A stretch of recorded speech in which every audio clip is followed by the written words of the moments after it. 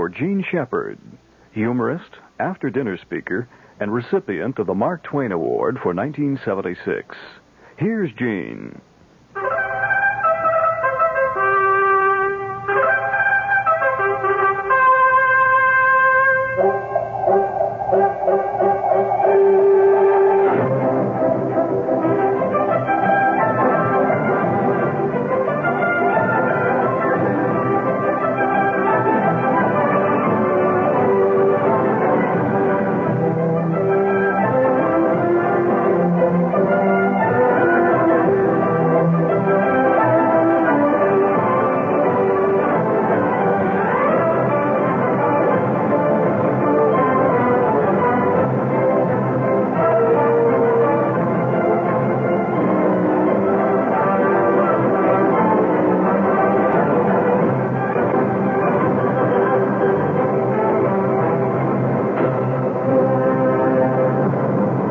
Did any of you get a chance the other night?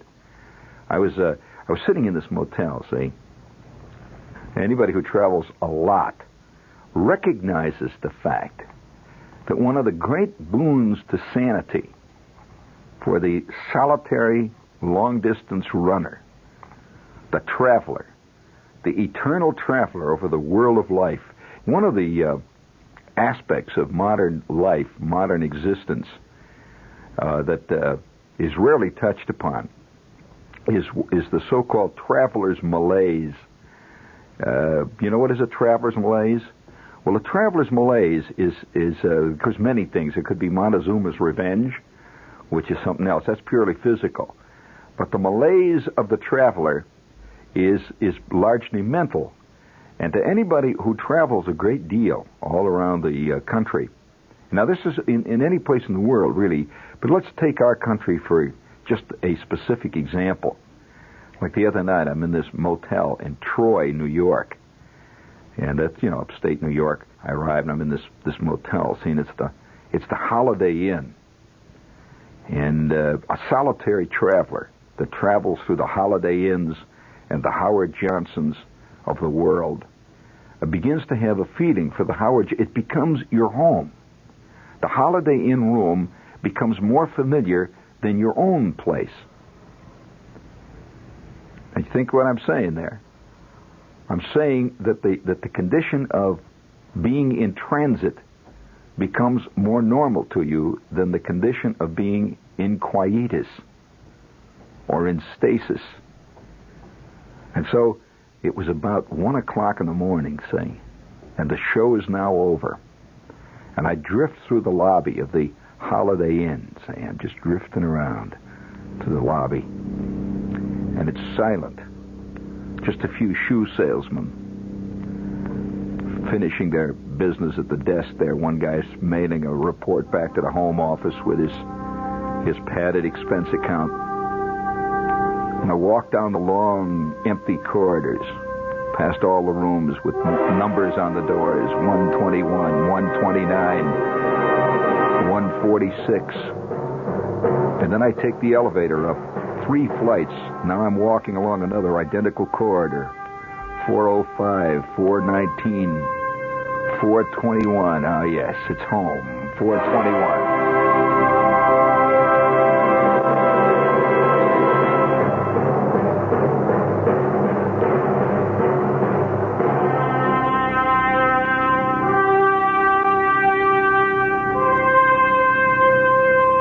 I do not measure my life by coffee spoons. I'm sorry, T.S. I do not measure my life by coffee spoons. I measure it by keys to motel rooms. Green plastic keys with their mystic Kabbalistic numbers. 421.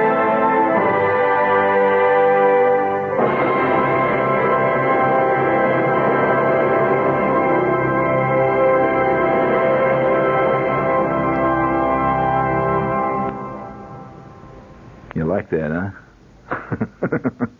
Reset that, Ed. Well, anyway, I go into this motel room, and I look around, and it's the same. You see, the thing about that gives you the sense of permanence in an impermanent situation is the uniformity of the room. In other words, the room that I was in was exactly like the Holiday Inn room that I had occupied in Cheyenne, Wyoming. Exactly the same as the Holiday Inn room that I had had in El Paso, Texas. And just like the Holiday Inn in New Haven, Connecticut. Precisely as the Holiday Inn in Ontario and in Montreal. The Holiday Inn rooms of time. And above the bed was the same painting. The same ship sailing over the same endless banal sea. Held to the wall with two heavy, self-locking screws so that the passing traveler would not take his bit of art with him.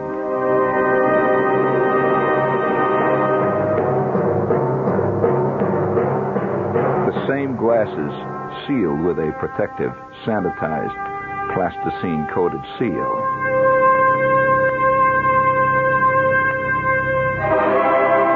The little coffee machine with the powdered coffee, those curious little wooden-flavored sticks that add so much to the flavor of the coffee.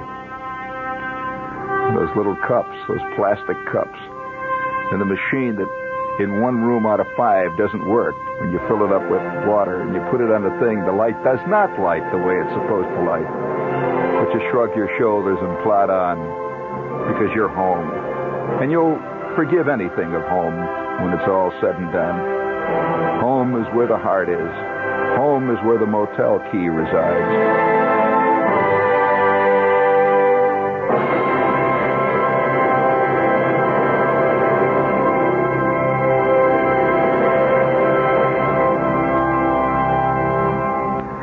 You know, there hasn't been enough, and I'm going to suggest, I'm going to make a prediction here. You ready for prediction time, Ed? That by the year 2000, which is not that far away, the year 2000 is not far away at all. By the year 2000, I predict that a whole literature will arise based on motel living.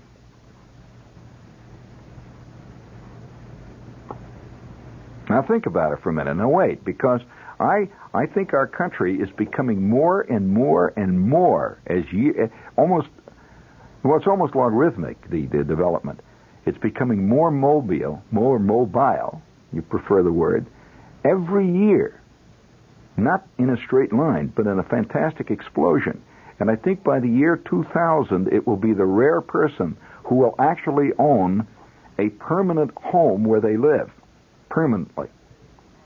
It's hard to believe. Well, I find more and more people. Well, you know what I base it on? I'll tell you what I base it on. I base it on the universal itch and discontent, which is part of the American scene. And also, there's another thing, too, that's growing in America, and that is a universal desire to escape permanent responsibilities. Well, what is more of a permanent responsibility than a house, a home? That's a symbol of responsibility. Do you agree with that? It's the symbol of responsibility, and it's an actual financial and physical responsibility. If you own a house, the minute you go away, just leave it for a month. Automatically, the grass keeps growing, the crabgrass keeps growing, the termites keep eating it, the 4 guys wearing bandanas around their neck break in. You see what I'm saying? See, in other words, the idea of owning a permanent home is almost a thing which is beginning to disappear from the American scene. That a lot of people have already made a half transition. They own a house, but they also own a camper, which they spend a great deal of time in. And as they get older, they tend to spend more time in a camper and less time in a house. Till eventually, all of a sudden, they say, what the hell we get this house for? You know, we go back to it to change the tires once in a while on the camper. We keep the tires in the garage. I know people just like that. Yeah, that's right.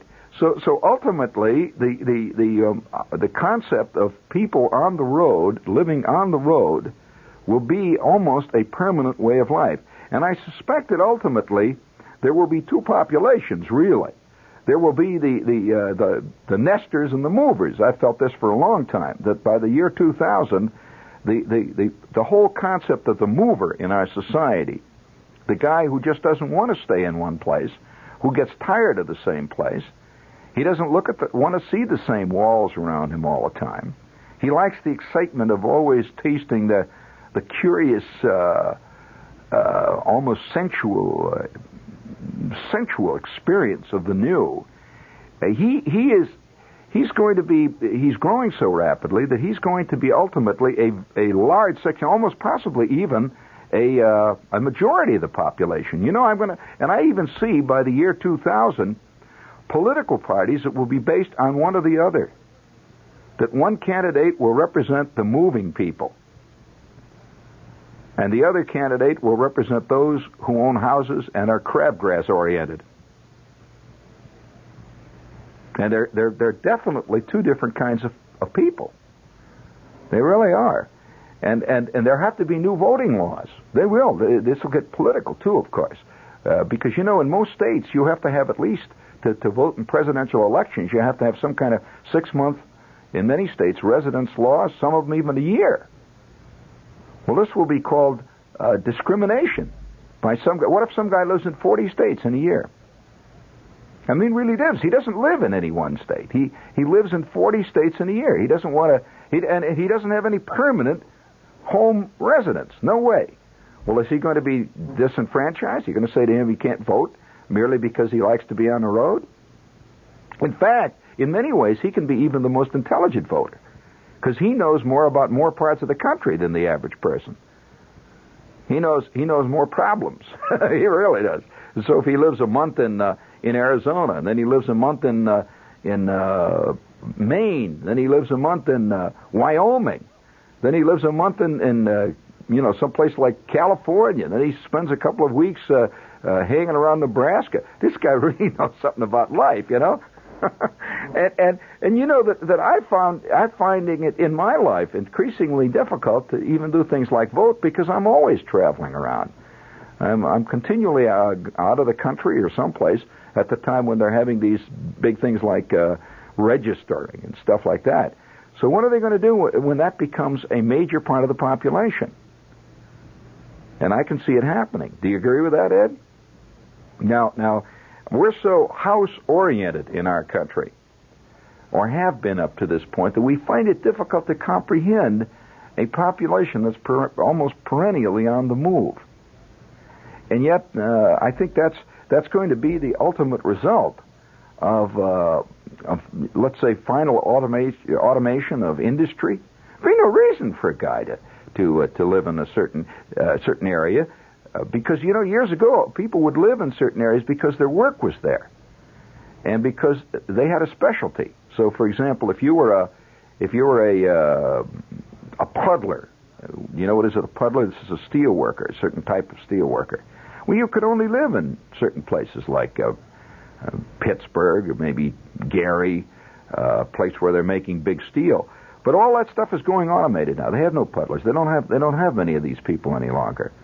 And so the whole concept of having a trade of the old style trade is beginning to disappear, because the function of the trades are now often being taken over by big plants. For example, you know that this is surprising to a lot of people when they first find out that carpentry is disappearing. Now, why is carpentry disappearing? Well, because the way houses are constructed has changed.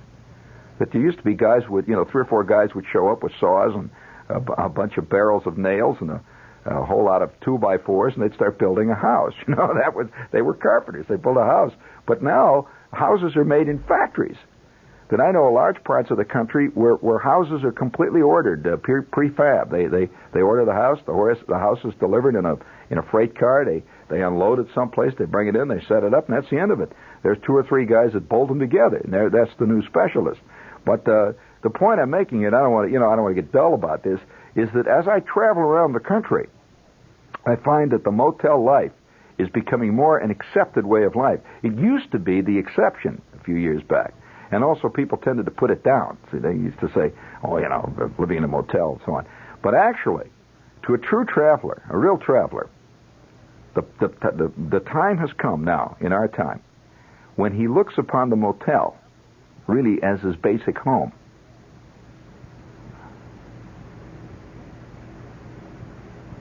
You're thinking about that. You're not, huh? Well, I'm sorry, Ed. You can't imagine it? Well, I don't mind it, actually. I'll tell you, it's kind of nice. In fact, if you're a real traveler, you want to be unencumbered. That's one of the things about a traveler. That a real you see, there's a difference between a tourist and a traveler. I'm making a big difference there.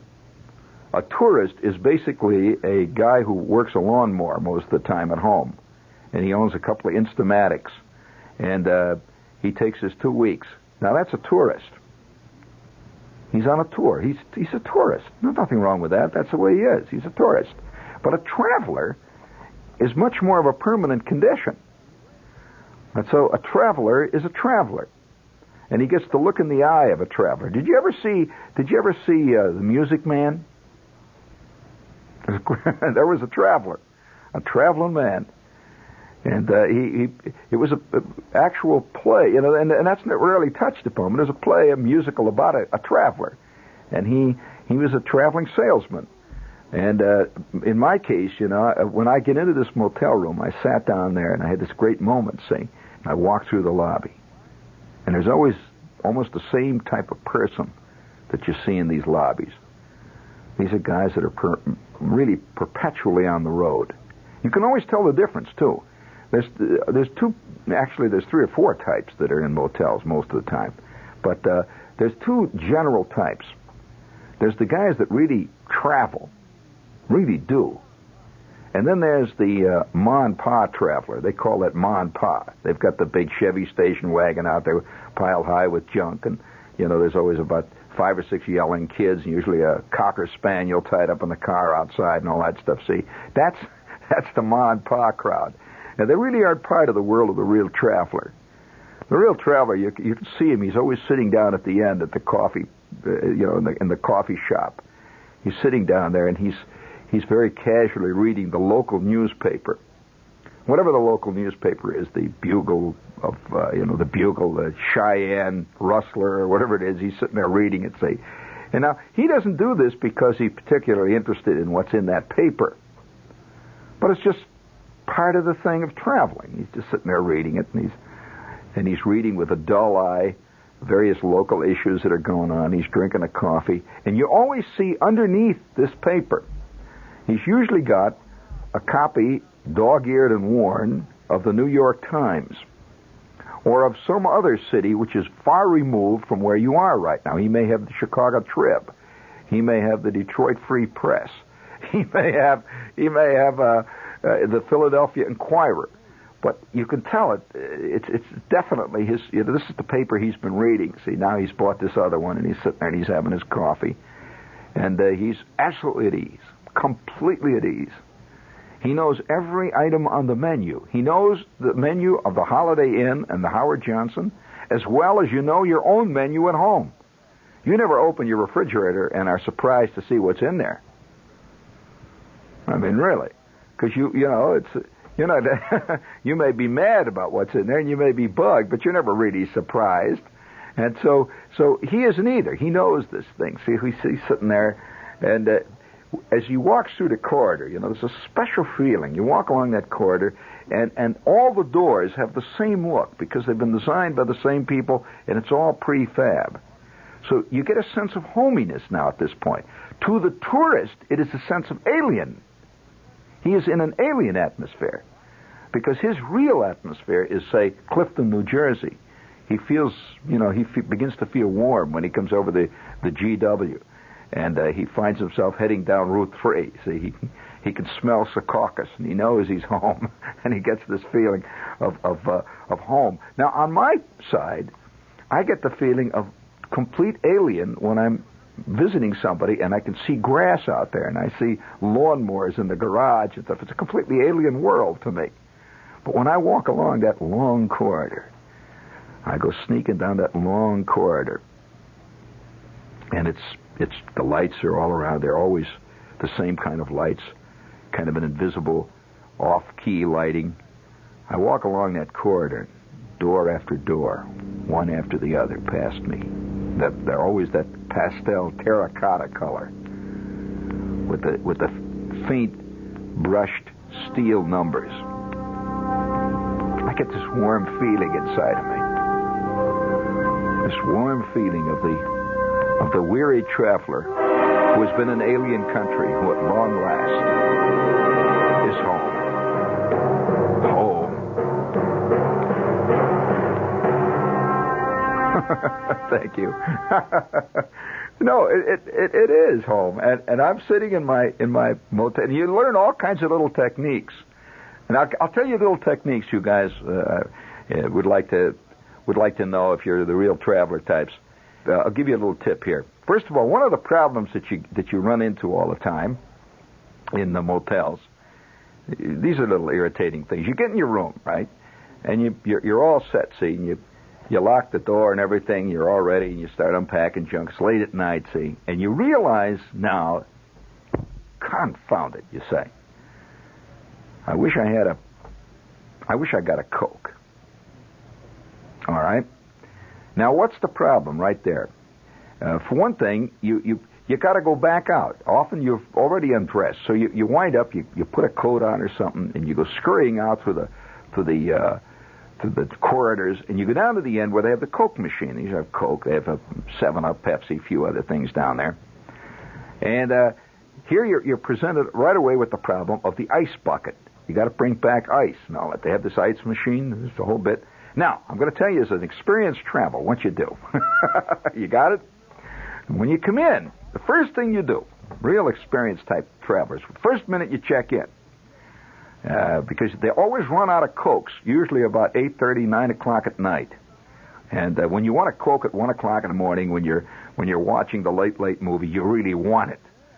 And you go down there and you put your quarter in there and nothing but that little green light says out. And that really bugs you. So, little handy hint. First thing you do, this is before you unpack, you take a couple of quarters, and it's now early. See, it's only 5 o'clock. You've checked in. You go down and you get yourself a couple of Cokes right away. You just put the machine down. They've just loaded it up, see. Get yourself a couple of Cokes, maybe 3 of them. You bring them back, put them in your room, right? Now, you go out. You do whatever it is you're going to do, see. And you hang around, you holler, and you yell at the girls in the pool room, whatever it is you do in town, see.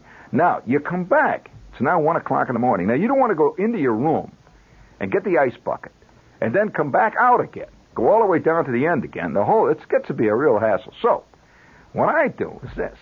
As I walk into the motel, I always manage to go in through the exit or the gate, the door, where the ice machine is. I have spotted this immediately. It's always on at the end. You go through, and you just stop at the ice machine, and you put about a half dozen ice cubes right in the pocket of your coat. You don't need the ice bucket. You just stick them in your pocket. Now, you'd say, what do you mean? Get my pocket wet? No. These ice cubes have been in there now for 8, 9, 10 hours, many of them, and they're hard as rocks, and they will not melt for at least 5 minutes. So you just stick them in your pocket like that. You put 7 or 8 of them. You fill your whole pocket full of ice cubes. Now, there's usually a few ma and pa tourist types around. Look at you like you're a nut. See, but you don't care. Remember, you're a pro. They're strictly bush league. They're out there fooling around with the kids, and they're filling bottles of milk and stuff like that. You don't want to mess with that crowd. So you just stick these ice cubes in your pocket, and you cool on down to your room. And the first thing you do then, you open the door, you run into the john, you get the ice bucket, which is usually placed on that little shelf in the john, that little plastic ice bucket, right? And you put your ice cubes, immediately take them out of your pocket before they can get wet. So you take them out, dump them in the ice cube bucket, then run water over it. So you just slosh the water around, and all the little pieces of grubbles and pipe tobacco and junk that have stuck to the ice cubes will immediately wash off, and there you are. You're set for the night. At which point now, you see, now you stick your cans of Coke instantly into the ice bucket now. Remember that. You put them in the ice bucket. Now, this is all very efficient. Now, you're working like a true A true pro. At which point then, you remove your clothes, you put on your pajamas or whatever it is you're going to do, and by that time the Coke is starting to get cold, right? You take the first can out. Now, you've got 3 cans, we'll say, in the ice bucket, and all the ice is around. You take the first can out, you pop it, you pour it into the glass, and you take 2 or 3 ice cubes and put it right in the glass with it. But remember, leave the other ice cubes in there to keep your other Cokes cold. And you stick what's left of the can that you've opened back in the bucket. Now you're under control. You bring your bucket out.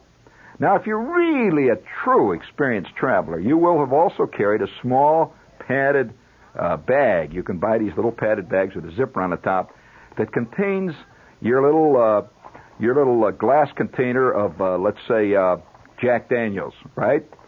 Jack Daniels, possibly a little Plymouth gin, whatever it is you might like. See, maybe you lace your Coke a little bit. Now you're ready. You're in charge. You settle back and you turn on the TV set. Well, now, this is the great boon of the world total and the complete traveler. Nothing is more homey, and I might say it gives you a sense of stability than the late movie, wherever you are. You turn that thing on, and out it comes, out of the darkness. You see the furry, musty, the vaguely out of focus face of Jimmy Cagney looking at you. And it's an ancient movie, and you're plugged into your culture. You see, this is very important. Well, I had this great moment the other night in Troy. What came on? But one of the great classic movies of its type of all time. The Crowd Roars. Did you ever see this movie? If you ever see it listed in television listings, look at it. It's the great classic made about the Indianapolis race, the 500. And it has some of the great dialogue of all time. Because it's not only is it a good movie, but it's extremely, how can I put it? It's extremely realistic. There's one moment when Jimmy Cagney says to the young kid who wants to be a race driver. Cagney's this hard-bitten professional. He's won the Indy a couple of times, and he's been there and back, and he's got the sad look in the eye who has seen many of his friends disappear over the wall in a cloud of flame. And he says to the kid, he says, "You want to be a race driver? What for?" The kid says, "Well, I got to drive." He says, "A rotten, stinking business." He says, "You know what they come for? They come to look for wrecks." Yes, they come to look for wrecks, and they want to see your blood all over that track. That's what they come for. The kid says, but I want to race. He said, "Let me tell you, kid, a lot of guys got good cars and are good drivers, and they don't win. Why?" The kid says, "Why?" He says, "It's luck, that's why. Some got it, some ain't. And the only time that they ever notice them that ain't got it is when they're spread all over the track. And that crowd is roaring. That's what they come for. They want to see you spread all over the track." And he takes a great big suck out of that flask. And the kid says, "I still want to race." He says, "Okay, kid, it's your business, but don't expect no help from me." And he strides out into the night. And I'm sitting there in the darkness of my room, in the motel, the Howard Johnson of all eternity, in Troy. Jimmy Cagney is saying, "Don't expect no help from me, kid." Yeah, that's what the crowd is looking for. They come to see wrecks. They come to see your blood spread all over the track. Somehow, you can't imagine Jimmy Cagney checking into the Howard Johnson or to the Holiday Inn. Jimmy Cagney with the sad look in the eye, that angry jaw, that flashing moment of total ire and anger. You can't see him walking down the corridor looking for the ice machine with his ice bucket in his hand, with a can of Fresca in the other hand. Oh, no. No, as you walk along those corridors, as you stride along, both of them, just both of them, that's right. I'll teach you some tricks in this business, Ed. As you walk along through those corridors of time, Bring it up big, man. And you see that pastel-colored door that stands out there with your number on it. You look at the key, you look at the tag, and it says 421. You know you're home.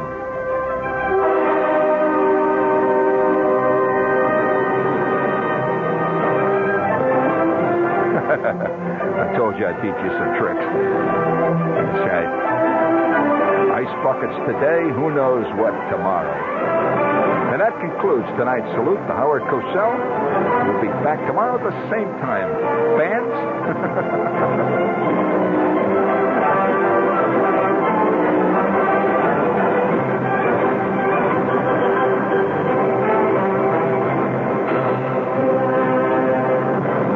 You've been listening to Gene Shepard, humorist, author, and recipient of the Mark Twain Award for 1976.